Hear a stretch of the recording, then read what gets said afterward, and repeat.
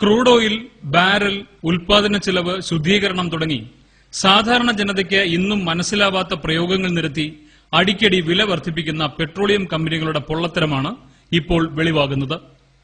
അന്താരാഷ്ട്ര മാർക്കറ്റിൽ crude oil വില കൂടിയാലും കുറഞ്ഞാലും പെട്രോളിനും ഡീസലിനും പാചകവാതകത്തിനും വില വർദ്ധിപ്പിക്കുന്ന രീതിയാണ് ഇപ്പോഴുള്ളത്. ഉൽപ്പന്നങ്ങൾ ഉണ്ടാക്കാനുള്ള അടിസ്ഥാന അസംസ്കൃത എണ്ണയാണ് ക്രൂഡ് ഓയിൽ. ഒരു ബാരൽ എന്നതാണ് ഇതിന്റെ അന്താരാഷ്ട്ര അടിസ്ഥാന അളവുകോൽ. 158.99 ലിറ്ററാണ് ബാരലിൽ ഉള്ളത്. ഇതിന്റെ ഇപ്പോഴത്തെ മാർക്കറ്റ് വില 5170 രൂപ. ഒരു ബാരൽ ക്രൂഡ് ഓയിൽ സംസ്കരിച്ച് വിവിധ ഉൽപ്പന്നങ്ങളാക്കാൻ വേണ്ട ചിലവ് 1 ലിറ്ററിന് വെറും 52 പൈസയാണ്. അതായത് സംസ്കരണ ചിലവ് കൂട്ടിച്ചേർത്താലും ബാരലിന്റെ വില 5252 രൂപ മാത്രം. Petrol, diesel, jet fuel, furnace oil, ദ്രവവാതകം, സ്റ്റിൽ ഗ്യാസ്, കരി, ബിറ്റുമിൻ, മണ്ണെണ്ണ തുടങ്ങി നിരവധി ഉൽപ്പന്നങ്ങൾ ഓരോ ബാരലിൽ നിന്നും ഉൽപ്പാദിപ്പിക്കുന്നുമുണ്ട്. മറ്റൊരു കണക്ക് കൂടി ശ്രദ്ധിക്കുക. ഒരു ബാരൽ ക്രൂഡ് ഓയിൽ 158.99 ലിറ്ററാണെങ്കിലും ഉൽപ്പന്നങ്ങളായി കഴിയുമ്പോൾ അത് 167 ലിറ്ററായി വർദ്ധിക്കും. അതായത് 8.32 ലിറ്റർ കൂടും. സംസ്കരണ നേട്ടമെന്നാണ് ഇതിനെ പറയുന്നത്. ഇനി ഉൽപ്പന്നങ്ങളിൽ നിന്നുള്ള വരുമാനം കൂടി ശ്രദ്ധിക്കുക.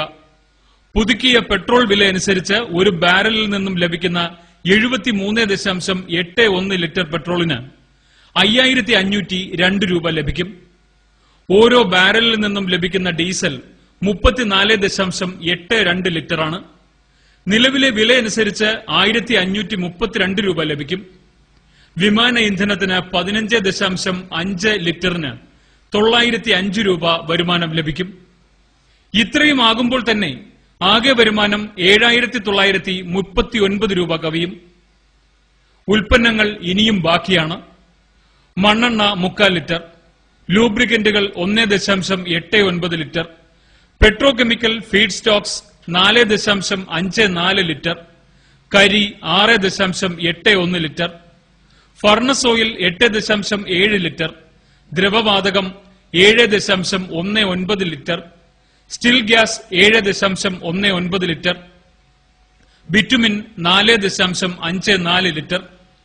ഇതിന്റെ ഒക്കെ വില കൂട്ടിച്ചേർത്താൽ ആകെ വരുമാനം 15000 രൂപ കടക്കും. സംസ്കരണ ചിലവടക്കം ആകെ 5232 രൂപയ്ക്ക് ലഭിക്കുന്ന ഒരു ബാരൽ ക്രൂഡ് ഓയിലാണ് 15000 രൂപയായി മാറുന്നത്. 2 ഇരട്ടി ലാഭം. എന്നിട്ടും ജനങ്ങളെ പറഞ്ഞു വഞ്ചിക്കുന്നത് നഷ്ടക്കണക്കുകൾ പറഞ്ഞ്.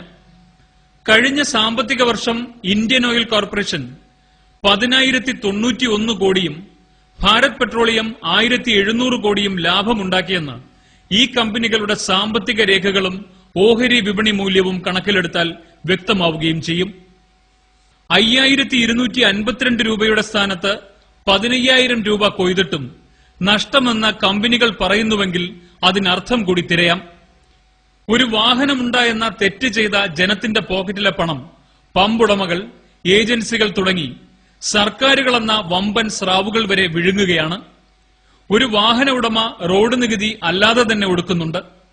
ഒരു വാഹനം സ്വന്തമാക്കുമ്പോഴുള്ള വിൽപ്പന നികുതി, എഡ്യൂക്കേഷൻ സെസ്, സർക്കാരിന്റെ ലൈസൻസ് ഫീ തുടങ്ങി എണ്ണിയാൽ ഒടുങ്ങാത്ത തുക നൽകിയ ശേഷമാണ് എണ്ണ കമ്പനികളുടെ ഈ ഇടുത്തി കൂടി വരുന്നത്. ഭരിക്കാൻ നമ്മൾ തിരഞ്ഞെടുത്തവർ നമുക്ക് തരുന്ന ശിക്ഷയാണിത്. ഏറ്റുവാങ്ങാം പരാതികളില്ലാതെ.